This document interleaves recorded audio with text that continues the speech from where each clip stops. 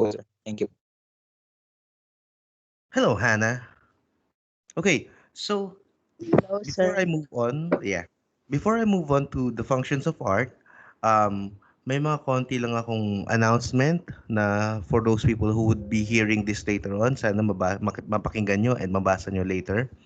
First off is, this week is the last week for those registered students daw. According to NU or according to Kim Chu, kailangan nang lumabas ng mga hindi pa registered or hindi pa enrolled by next week. Okay, so yeah, students who are not yet enrolled, kindly do what must be done para hindi tayo maabala, hindi kayo maabala. Your attendance or your efforts here in this class won't be wasted. Okay. So other than that, what else should I announce? Wala pa. Okay, so yeah, I'll move to the topic at hand. Okay. So today's meeting or today's lecture is all about the functions of art. So last time we talked about how we appreciate art or how we consume art. So yeah, we had mimetic for those who are into the topic, the plot, the storyline, the genre. We have expressive, those people who are into the creators, into the developers, into the artists or singers, mas focused sila doon. And then we also have pragmatic. These are people who are adaptive. Nag-a-adapt yung taste nila to what's in, what's the latest, ano yung trend, ano yung uso. Lastly, we have aesthetic. This is the raw or the primary um, effect of art na it's pretty, it's eye candy, maganda tignan, maganda pakinggan. Whether you understand the lyrics or not, like K-pop, di ba? Only a handful understand the lyrics. Even back in my time, yung J-pop, yung Japanese anime soundtracks, I love them. Yung sa Slam Dunk, sa Ghost Fighter, even sa Dragon Ball Z. I used to listen to those OSTs dati, ika nga. Pero yeah, we have this, kahit paano, we get attached or we get attracted to things na we don't understand, but because it's interesting, it's eye candy, it's orgasmic, di ba? We patronize. So those are the four approaches to arts. And today, we'll move on to the functions. A while ago, during our attendance, I asked you guys, ano nga ba yung tinanong ko exactly? I asked you how you were able to adapt to a particular hardship, a particular disappointment, a particular point in time when you feel lost, and syempre, and how you were able to overcome it. So, di ba, ang attendance natin na kalokohan has some connection to the topic natin today. So, okay. So, some of you guys, I won't be detailing kung ano yung mga naging hardships nyo or ano yung naging disappointments nyo. You can read it on our thread. It's open for everybody. Pero, one thing is for sure, art can be therapeutic. So, that is one main function of art, that it serves as therapy. Whatever problems, whatever difficulties that we are having right now, consuming art or appreciating art can be a good medicine to cure us of our disappointments, of our heartaches, ika nga. Okay. So, without further ado, let's continue. The first one is appreciative function. So yeah, obviously, we should appreciate art, not just for the sake of appreciating art for art's sake, but because it teaches us how to appreciate better. Okay? So, I remember when we were still having, or back when I was still having a physical lecture or physical class sa NU, I used to ask my students how they what are their ideal boyfriend or girlfriend physically. So, sinasabi nila maganda, mabait, di ba? So, very generic answers. Although there's truth to them, pero syempre, di ba, for example, na pag may boyfriend ka, may girlfriend ka, may husband ka na, may wife, it would be a lot better or for them, it would be a lot, anong tawag dito sa term na to? It would serve as a compliment if you know how to appreciate them specifically. Hindi porke, ay, ang bait niya, di ba? Parang, ang bastos naman nun. Like, for example, tinanong ng tropa mo or tinanong ng boyfriend, tinanong ng tropa ng boyfriend mo yung boyfriend mo, what he found in you, di ba? Tapos sabihin na lang ng boyfriend mo, ay, mabait, di ba? Instead of makita yung physical attributes nyo na sa tingin nyo is an asset, kunyari maganda mata nyo, di ba? Mukhang aso. Pero, I mean, di ba, it would be a lot better. It would sound and it would feel like the guy or the girl knows you intimately. Para ma-compliment ka about that, di ba? Na, I like her eyes, almond eyes, di ba? Tapos gusto ko yung eye bags niya, chubby harap. Ayun. Kasi maganda, yung parang asset, yung nga, gusto mo yung sungke, 'di ba? So, gusto mo yung nunal sa ano, sa cheek, 'di ba? Very detailed. That's how you appreciate an art. And that's kahit paano, that can be applicable to appreciating people then. 'Di ba? Not the generic type na, "Ay, mabait siya, maganda." How can you say na maganda yung tao, maganda yung babae, gwapo yung lalaki, if you can't be detailed or be specific? Okay? Okay, appreciative function, it is with no doubt that the arts give amusement and joy to most people. Musical and dance concerts as well as theatrical performances truly give entertainment and joy to its audience. So dito, generic na examples of art, pero ang gusto ko i-emphasize is that the way you appreciate arts will be transferred to how you appreciate people. Lalo na people you participate or you communicate in a regular basis, 'di ba?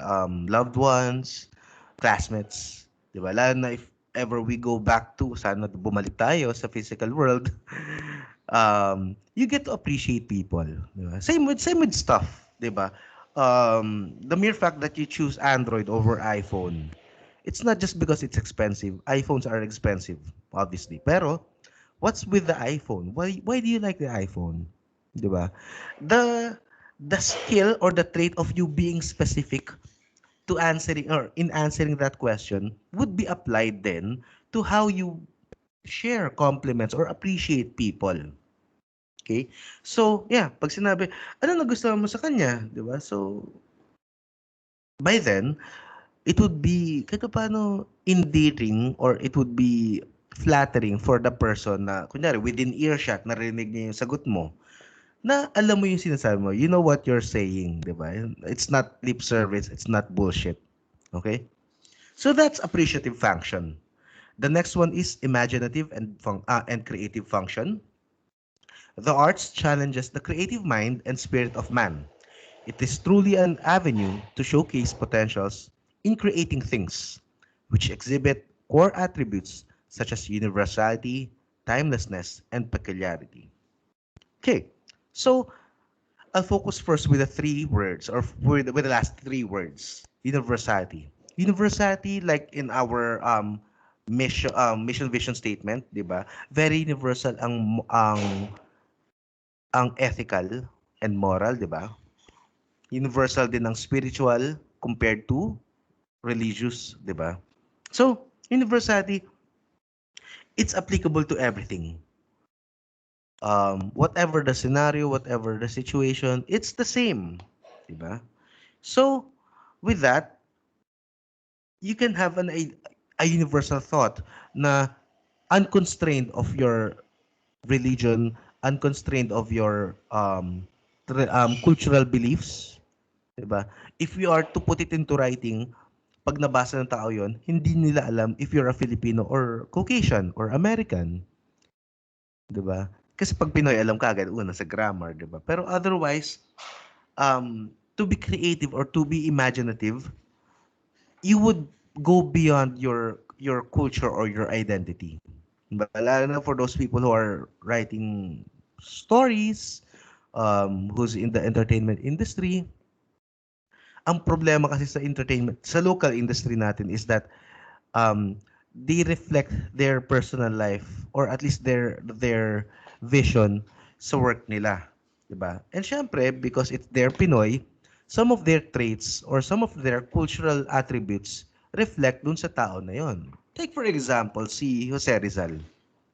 Actually, if you are to have Jose Rizal in today's setting, it's impressive. But in the literary aspect, you won't be impressed. Bakit?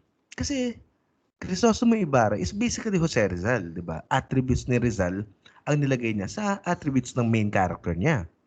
So there's not much imagination or creativity in that particular writing technique, di ba?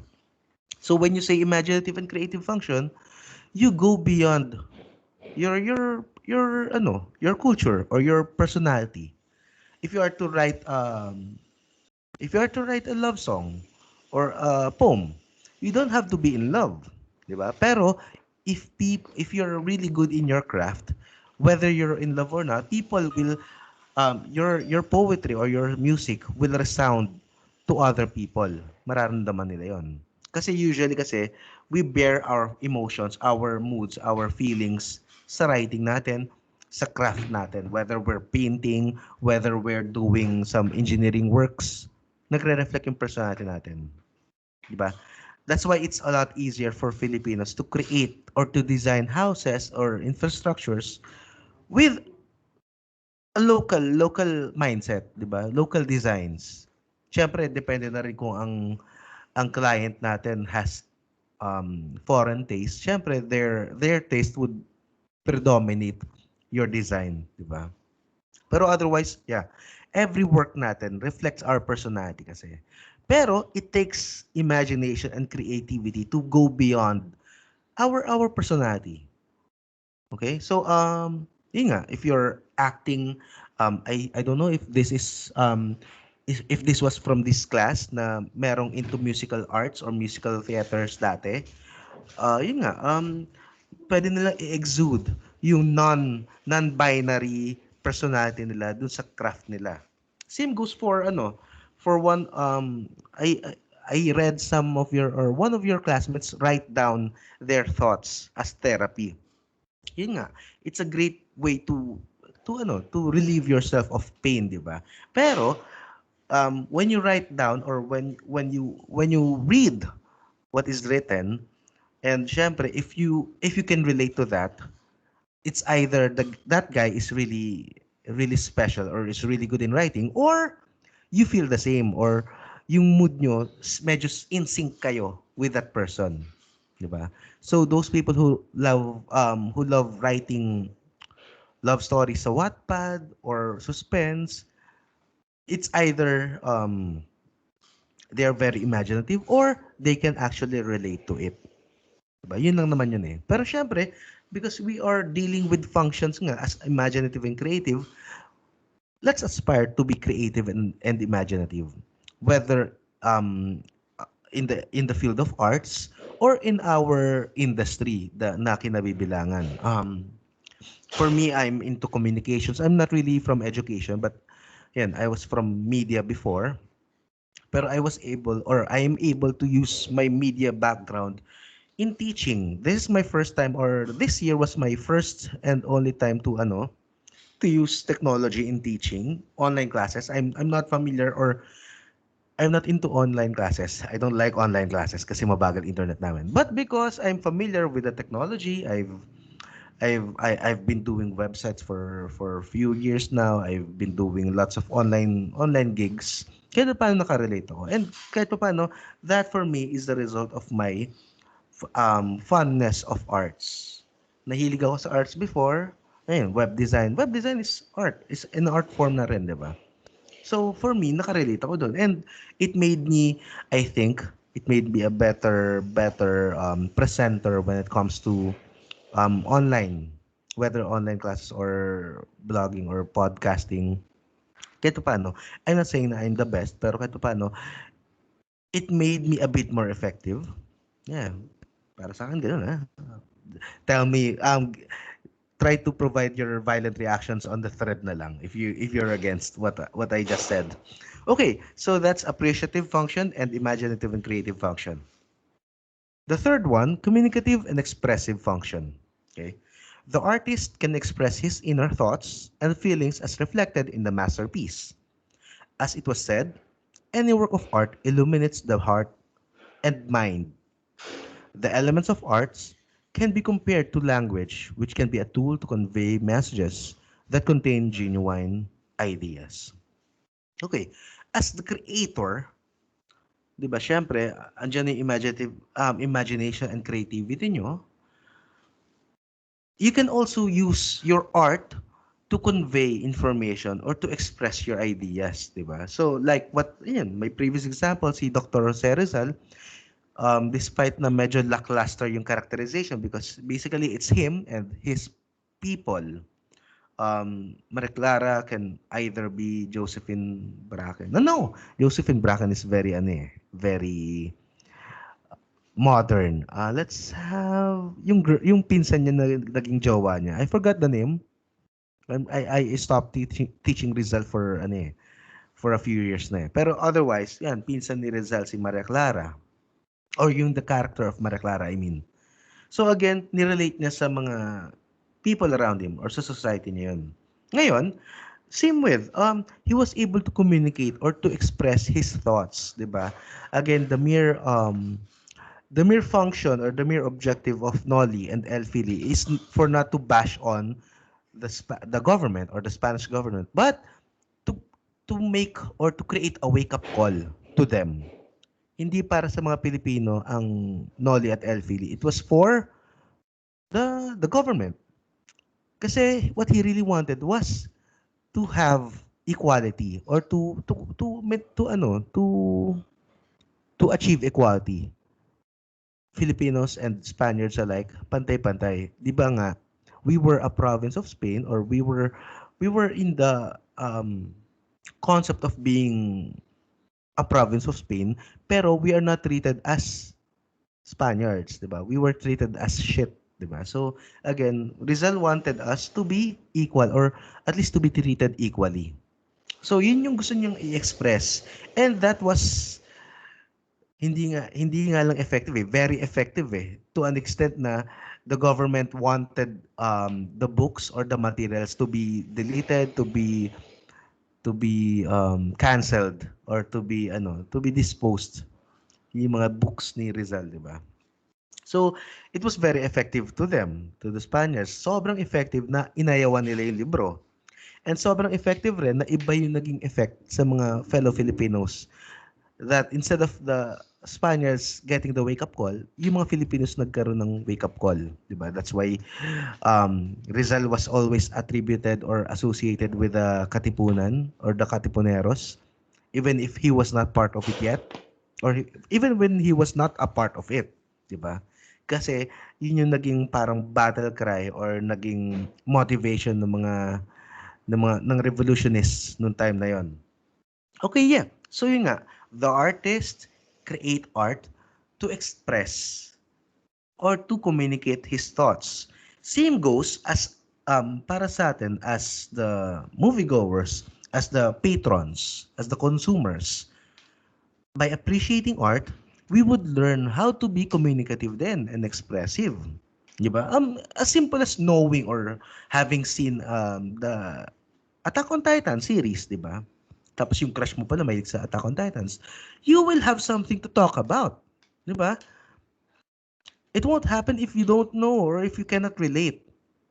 So, yeah, communicative and expressive function, it teaches us or it helps us become more communicative or more expressive. Nakapag-share tayo kasi may laman tayo eh. We're not empty souls or empty shells. We know a thing or two on Netflix. We have our own Spotify, 'di ba? Even if you don't have the same taste lalo na on your first date or on your succeeding dates, pag pinag-usapan niyo yung taste niyo in music, even if you have opposite or polar taste, kahit paano you can defend your answer. Oh, bakit gusto ko ng alternative? It's because like this, di ba? Alternative never dies. They just fade, pero they don't die. Parang ganun. You get to be expressive. Hindi ka utal, hindi ka hindi ka seen. You get to say something, di ba? So mahirap dyan if you're on your first date tapos biglang hindi ka nakapagsalita, di ba? It would suck. Ano tong drop your username? Wait lang ha. I'm reading your comments. Wait lang.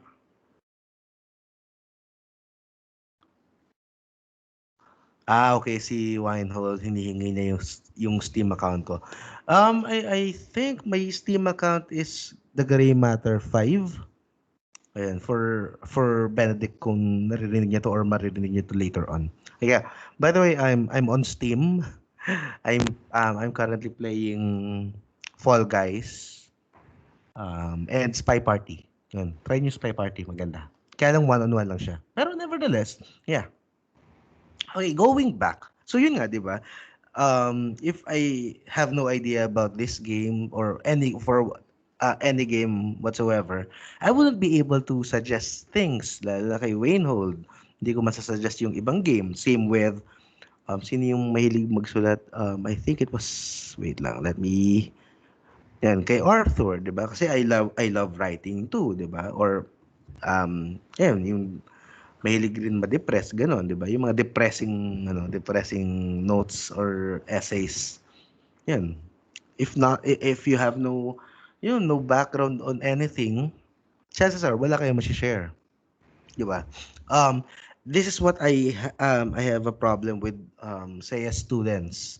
SEA students tend to have great diction, great vocabulary, pronunciation wise, they're almost perfect. Pero sometimes they don't know what to say, 'di ba?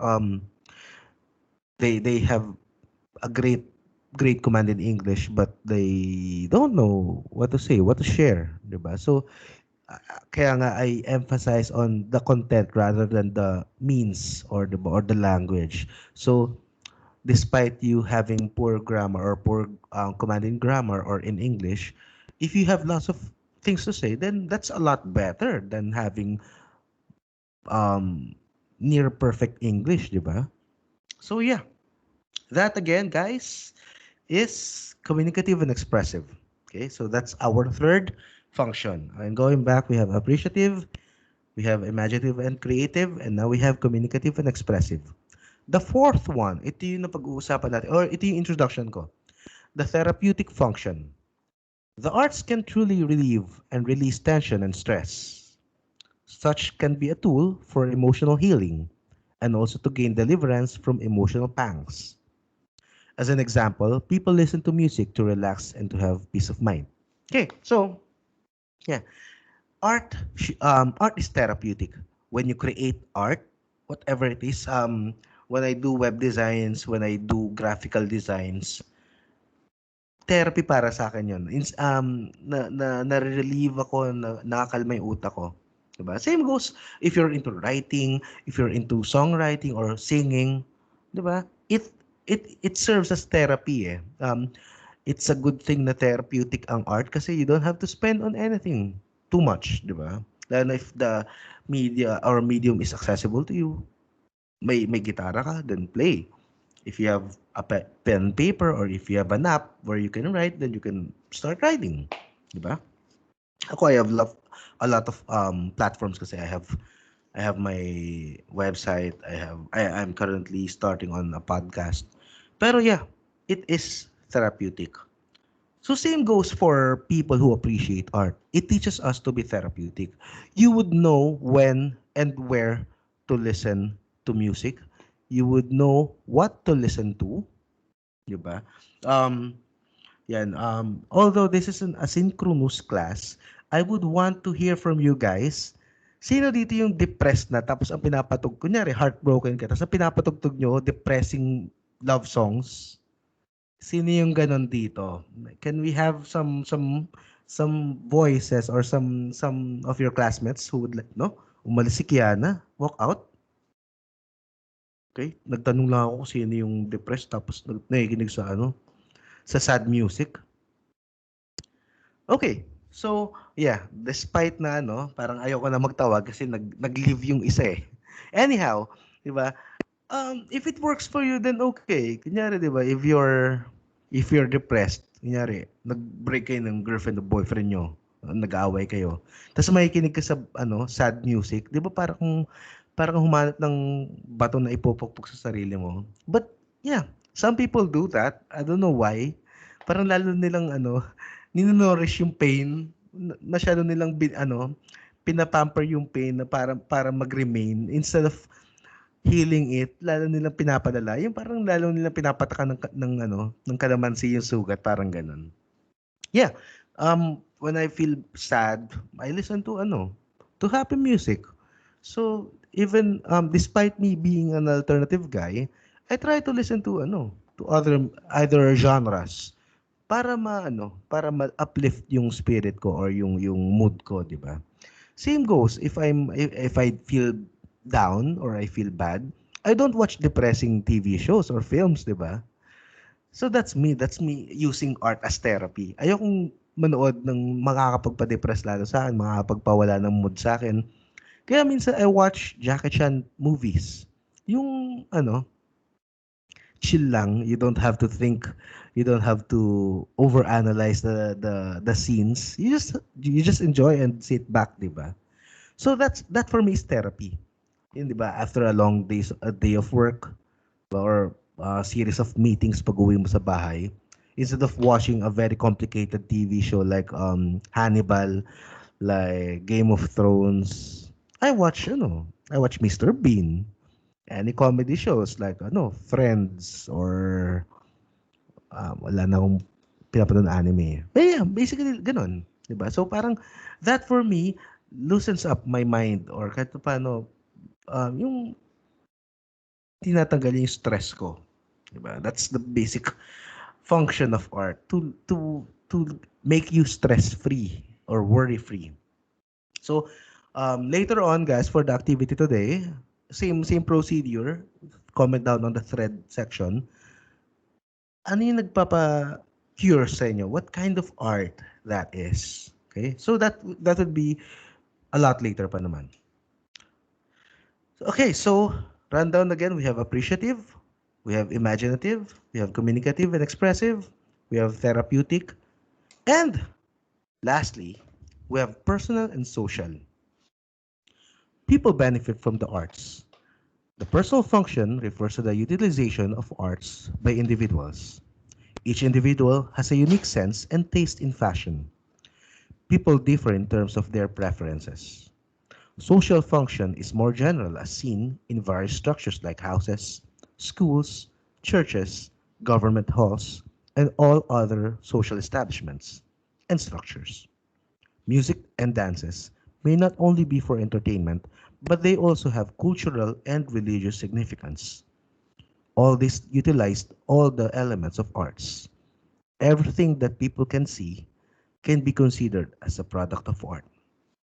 Okay, so similar to communicative and expressive function, personal and social function creates who you are as a person. Diba?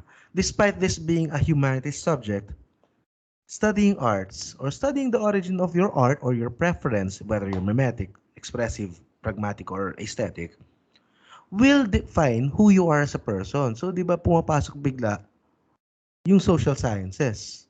Di ba? Kaya nga nag-i-intertwine ang humanities and social sciences lagi.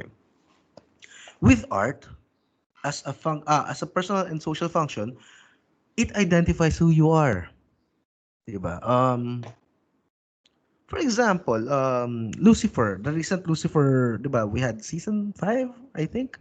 Um, it became trending recently on social media because apparently Lucifer started speaking Tagalog, 'di ba? And as Filipinos, 'di ba, dahil nakiklickbait lagi tayo, na parang, uy, shit, Tagalog si Lucifer, tapos manonood na kayo, 'di ba? Tapos you'll get interested. You'll watch from season 1 to season 4 para maka-catch up. Ganun lagi tayo. So, same with yung mga foreigners na may mga reaction vlogs, nagre-react sa mga local singers or local artists, nakiklickbait lagi tayo dun eh. Kasi, you relate eh. And you, kahit pa paano you are proud na yung pinupuri niya is is a fellow Filipino, 'di ba? So doon pumapasok yung personal and social function natin. So we associate ourselves sa art natin. Okay? So like movies. Even though you're not into local films, pagdating sa western films, biglang may Pilipinong character or nagtagalog, 'di ba nagkaka-interest ka? Same with when you watched Infinity War, Avengers Infinity War, yung sa MCU. 'Di ba? Having heard that the last scene where Thanos resided or left after the war or after the battle with the Avengers. Sa Banawe Rice Terraces yun, guys, di ba? So that alone, yung parang, alam mo yung parang may false sense of pride na, shit, sa Pilipinas yan, hindi ko nakita si Thanos. Again, it's because you relate you connect with that particular art. Kahit that particular scene lang, you were able to parang, shit, I belong, or I'm with you, man. Parang ganun yung dating. Kasi, yun nga you're part of it You're a part of that big chunk of culture na na-depict dun sa TV show or sa series or sa music. Yung nakaka-relate tayo lagi. So, syempre, we have artists like Glock 9, like meron pang isang rapper I don't know if it was from this section. Basta minention niya, parang Glock 9 din, parang societal issues yung kinakanta niya. So again, it's really very much relatable, di ba? Anything that concerns you is part of personal and social function. Um, what was it? Other than MCU, other than Lucifer, kunyari, TV shows that has professors or teachers, I can relate to it, being my profession. Tapos, movies or TV shows na included ang mga engineers, that can be possible, di ba? So, again, nakaka-relate kayo dun.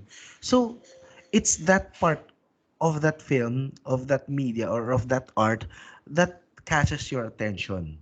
Kasi, whether you like it or not, you will always associate yourself with your mother culture. Whether you change when you go abroad, adapt a new culture, a new personality even, or a new identity, you will always go back or you will always have this string of your original or former life, diba? Or former self. Okay? So that is personal and social function. So again, I'll be making a rundown. The functions of art, we have appreciative. It's when creators show their appreciation. And for us as consumers or patrons of art, we learn how to appreciate art and therefore we transfer it to learning how to appreciate people. Appreciate your property. Diba? Hindi porket naka iPhone 6 ka, tapos naka iPhone 10 or 11 yung kasama mo, you will no longer appreciate your phone. Syempre, you love your phone more than that phone, that new high-end phone. Kasi you have your memories with you, you have your pictures with you, you have your phone book with you, you have your beloved messages. Diba? I'm sorry kasi nasa construction site ako ngayon, guys. We have imaginative and creative. So again, for creators, they put their imagination and creativity sa work nila. And for us as consumers, we tend or we learn how to be more creative, more imaginative when it comes to life, when it comes to work. Diba? Communicative and expressive. This is where creators or artists provide their information. They convey their information by means of their craft. Glock 9, Taylor Swift, di ba? Lagi siyang heartbroken. Doon niya sinishare. Doon niya finifeed. And for us, we consume it. And then ngayon tayo, by appreciating or by learning art, we tend to be more communicative and expressive din. Di ba? Dahil marami tayo na share. Therapeutic. Dahil syempre, creators create their art as therapy. And in the side of us as consumers or as patrons, it heals us of our heartbreaks, our disappointments, our losses. Ito yung nagpapagaan sa loob natin. Again, I would like to hear people on our second activity. I would like to hear if we have classmates or we have fellow friends here who listen to depressing music pag depressed sila. Who listen to rock or angry music pag galit sila. Yung pinifeed nila lalo yung emotion nila. So, there are people like that. Again, hindi sila weird. Although, yeah, weird sila, pero again, it's understandable. Okay. Hopefully, you can still hear me despite the noise at the background. Lastly, we have personal and social function. Again, you relate or you incorporate yourself to a particular art or to a particular music or TV show na you can just say na, ay, that's me. That's so me, di ba? Or parang I can relate to that kasi yun, recently I felt bad and yun nga. Syempre, because you see yourself dun sa character and when the character is winning, it would motivate you to na eventually you will win, di ba? Eventually, di ba? Okay. So guys, these are the five, wait lang, let me check. 1, 2, 3, 4, 5. Yeah. We have the five functions of art. Okay. So again, hopefully you may not have encountered all of this, pero in one way or another, you may have had a couple. Again, don't restrict your definition of art to the classical artworks or art forms. Almost anything can be considered art. Depende na yun sa how you perceive it. Yan, video game design or video games or para sa akin art. Um, Gadgets are art for me, di ba? Kasi nga, yun nga, like Apple pa lang, very, meron silang signature, di ba? They have a life of their own. They have a culture or kulto na nga sila eh. Anyhow, those are the functions of art. For today's activity, hindi ko pa siya napopost, pero I'll be reading the questions to you. Okay. In today's activity, answer the following questions. These are 5 points each. Okay. The first one, among the 5 functions of arts mentioned a while ago, which function do you utilize the most? Ano yung pinaka nagagamit nyo? Okay. That's number 1. Number 2, what art form, whether literature, photography, film, TV show, music, etc., do you appreciate? Do you appreciate the most? And where do you think you got it from? Sino naka-influensya sa inyo ng pag-enjoy ng ganong art? Whether boyfriend nyo, girlfriend nyo, or friends nyo na tinuruan lang kayo manood, o mag-binge watch, tinuruan lang kayo sa particular na genre na to, kaya kayo nahilig sa music, or because your parents gave you your first gadget, a Walkman, tas ngayon, mahilig ka na makinig ng music ngayon. Parang ganon. Okay? Number 3, name one title or art that truly triggered your imagination. Diba? Parang doon nag-originate or doon nagising yung pagiging creative nyo. How did the film, TV, show, novel, comic book, music, or any other form of art influenced you to be creative? Okay? Number 4, how do you think learning or appreciating will make you be more sociable, communicative, or expressive? So, paano lang kayo matututo or paano kayo natuto? At yun nga, basically yun lang.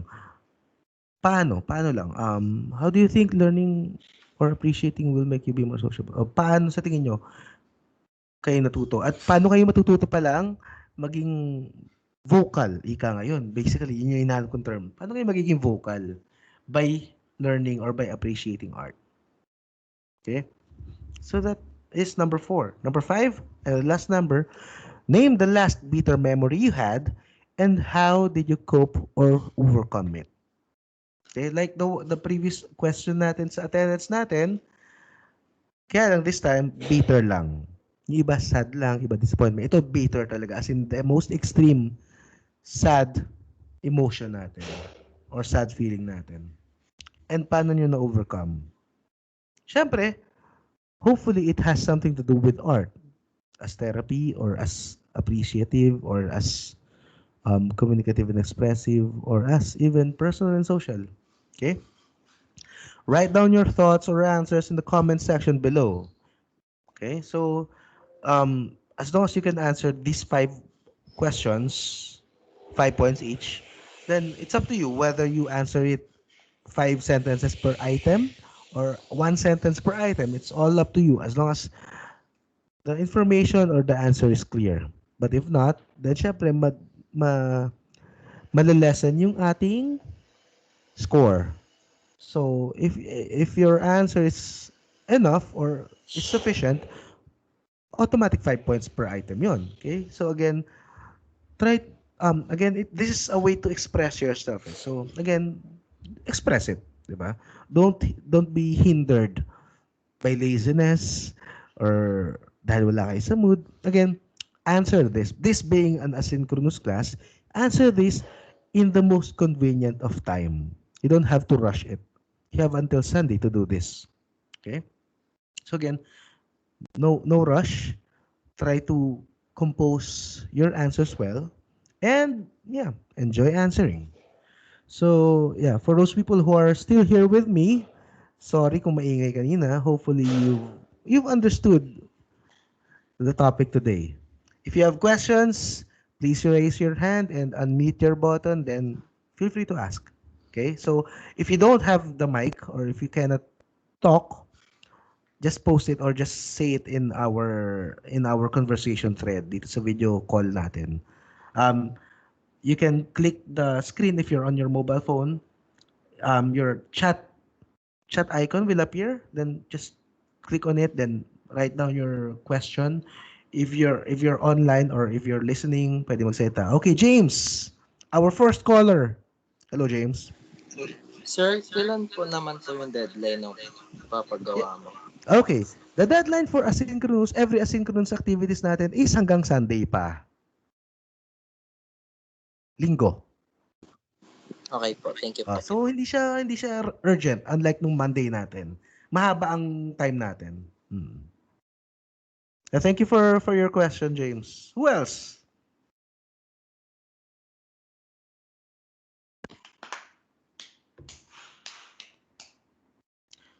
Regarding the topic, regarding the activity. So tanong kayo. Guys, by the way, we have our topic thread. Andun yung post natin about this lecture and the PowerPoint file. The PowerPoint file, don't be confused. Sobrang haba nito. I just try to discuss it with you in as simple or in as layman as possible. Kasi ang importante nito is matutunan na natin, di ba? You don't have to memorize the artworks na nakalagay, naka-indicate doon. Ang importante is for you to understand. Okay, so sorry mahaba yung PowerPoint but sobrang compressed nung lecture or nung discussion ko. Again, yeah, but if you have questions naman regarding this, you can drop down your question regarding the topic either here on the meeting thread or on our topic thread. So far, only 6 people have downloaded the PowerPoint file. So again, yeah, thank you. May nag-7 bigla. Yeah, thank you for those who downloaded. Again, I'm not checking I won't be checking your downloaded materials pero and it is just for documentation purposes lang ng NU how many were able to download, how many were not, how many were able to go online. So yun lang naman yung purpose niya. So again, I cannot see how many people will be online kasi this is asynchronous. Pero despite that, for those people who would be doing it later or who are not here, please mag-attendance pa rin kayo. Whether tomorrow or Saturday, mag-attendance kayo guys. It's asynchronous. So, for those people na ayaw gumising ng umaga on a Thursday, pwede niyo panoorin yung discussion natin and then pwede pa rin kayo mag-attendance. Okay? So again, this is asynchronous. Huwag naman lalagpas ng Lunes. Okay? Hanggang Sunday lang yung attendance for asynchronous classes. Okay? So, yeah. That's how our asynchronous classes would feel. Again, activities and even attendance hanggang linggo lagi. So quizzes dito minsan papatak yun yung mga objective quiz natin dito papatak. Okay. So any other questions guys? By the way, I've posted on our general thread those people who are not yet enrolled. Yan, basahin ko lang yung sagot ko, yung post ko Students who are still on registered status have until this weekend. Registered students by next week will no longer be allowed inside the classroom. Kasi dapat ano eh, di ba? Patapos na yung enrollment eh. Or patapos na yung late enrollees eh. Please refer to the rules stated by Kim Chu. Okay, so yeah, kailangan lumabas according to Kim Chu. Pag by next week eh, hindi pa rin kayo officially enrolled kasi we have to finalize our class rec or our class list para makapag-start na akong gumawa ng class record. Okay? Either way, all the materials naman like your activities, right now you have one main activity, this is the second one pa lang, and you have two mock quizzes. Yung mock quizzes nyo, automatic perfect score naman kayo basta gumawa kayo. It can be graded pa rin naman. Para additional points nyo na rin eh. But if not, then feel free kung ayaw nyo mag-gradean yun. Okay? So that is our last announcement for those people who are not yet officially enrolled. What else kailangan ko sabihin? Okay, yan, every meeting, I will always remind you of the pinoysandbox.com. So, for photography and film na napili, dyan yung makukuha lahat ng materials natin. Okay, so I have another website kung if ever iba yung pinili nyo, pero because we're on photography and film, ito yung parang pinaka-main website natin ngayon. So, some of them medyo luma na kasi I keep all my websites kahit pa paano semi-updated unless hindi ko na ituro yung subject. So, this updates or this website was parang updated last third term, last year lang or last April. So, medyo i-update ko pa siya. Your quiz, magkakaroon kayo ng quiz by Monday. You will have our third topic, which is the purposes of art. Right now, it's function. So, kadugtong siya, actually. But because we have a lot of time naman in our hands and I'm trying to, kahit pa paano, be in sync. We may not follow the syllabus, pero in sync naman yung weeks natin before we have our midterm exam. Kahit pa paano, na-cover naman natin lahat ng dapat i-discuss. Okay.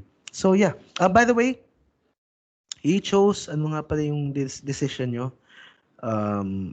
Babasahin ko lang yung mga post ni na Klein. Syllabus thread, attendance thread. Okay.